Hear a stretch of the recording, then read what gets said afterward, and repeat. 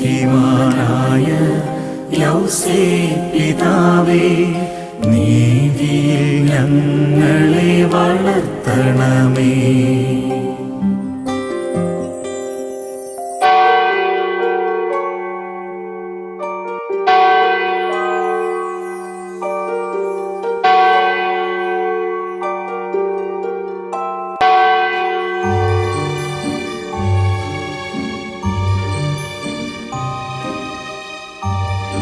സ്നേഹമുള്ള സഹോദരങ്ങളെ, പ്രഭാതവന്ദനം.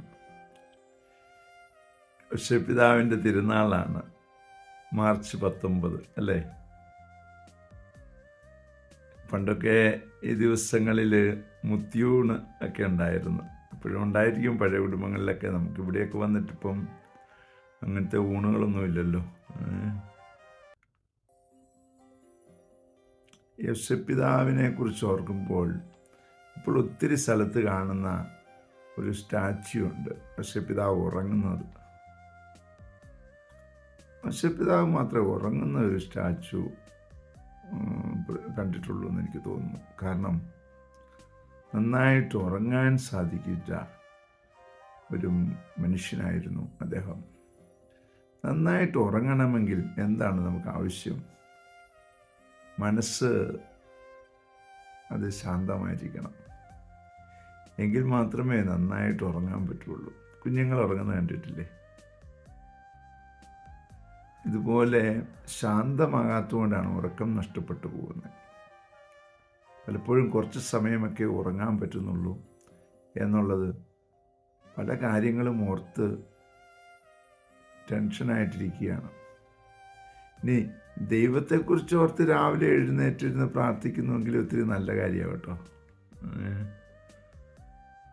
തമ്പുരാനെക്കുറിച്ച് ഓർക്കാനും പ്രാർത്ഥിക്കാനും ഒക്കെ ഉറക്കം നഷ്ടപ്പെടുത്തുന്നതും നല്ലതാണ്. എന്നാൽ അപ്പോൾ നമുക്ക് മെസ്സേജ് കിട്ടുകയാണ്. ഇതുപോലെ ഔസേപ്പിതാവിനും മെസ്സേജ് കിട്ടി. നല്ല ഉറക്കത്തിനിടയിൽ അവൻ വിഷമിച്ചുകൊണ്ടിരുന്ന ആ ഒരു പ്രശ്നം ദൈവസന്നിധിയിൽ സമർപ്പിച്ചപ്പോൾ അവന് ഉത്തരം കിട്ടി.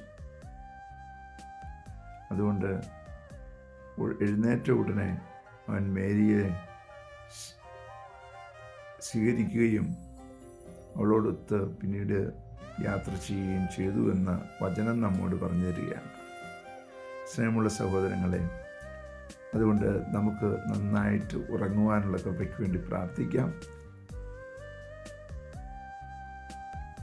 രാവിലെ എഴുന്നേറ്റ് ഇരുന്ന് പ്രാർത്ഥിക്കുന്നത് ദൈവത്തിൻ്റെ സ്വരം കേൾക്കാനാണെങ്കിൽ എഴുന്നേൽക്കാനും പ്രാർത്ഥിക്കാം കേട്ടോ.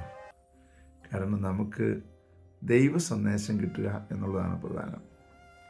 ദൈവം നടത്തുന്ന വഴിയിലൂടെ നമുക്ക് യാത്ര ചെയ്യാനുള്ള കൃപ ലഭിക്കട്ടെ. അതിനായി പ്രാർത്ഥിക്കുന്നു. പരിശുദ്ധ അമ്മയെ സഹായിക്കണേ. പരിശുദ്ധ യോസേപ്പ് പിതാവേ, ഞങ്ങൾക്ക് വേണ്ടി പ്രാർത്ഥിക്കണേ. പരിശുദ്ധാത്മാവേ, എഴുന്നള്ളി വരണേ.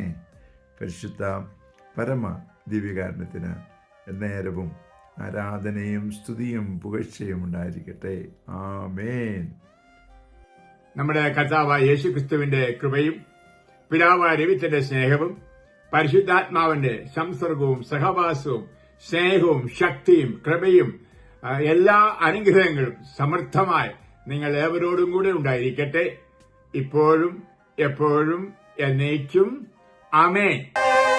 നീതിമാനായ യൗസേപ്പ് പിതാവേ, കുടുംബത്തിൻ നാഥനാം പുണ്യവാനേ, അമ്മയ്ക്കും ഈശോയ്ക്കും തണലായ താതാ, നിത്യവും ഞങ്ങൾക്ക് തുണയാകണേ. നീതിമാനായ യൗസേപ്പ് പിതാവേ, കുടുംബത്തിൻ നാഥനാം പുണ്യവാനേ, അമ്മയ്ക്കും ഈശോയ്ക്കും തണലായ താതാ, നിത്യവും ഞങ്ങൾക്ക് തുണയാകണേ.